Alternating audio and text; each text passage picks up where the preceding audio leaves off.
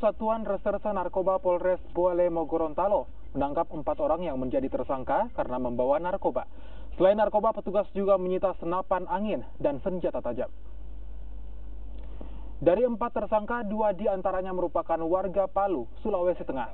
Dari tangan pelaku, polisi mengamankan 1 buah senapan angin dan 2 buah senjata tajam. Penangkapan ini dilakukan pada akhir Desember dan awal tahun 2019 di Kabupaten Bualemo, Gorontalo. Pelaku mengaku membawa senjata tajam dan senapan angin untuk perlindungan diri selama dalam perjalanan dari Sulawesi Tengah menuju Gorontalo. Sementara sabu yang dibawa rencananya akan diedarkan di Gorontalo.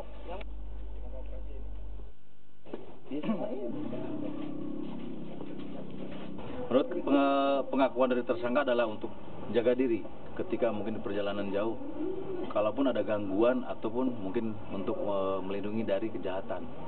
Seperti itu pengakuan dari tersangka.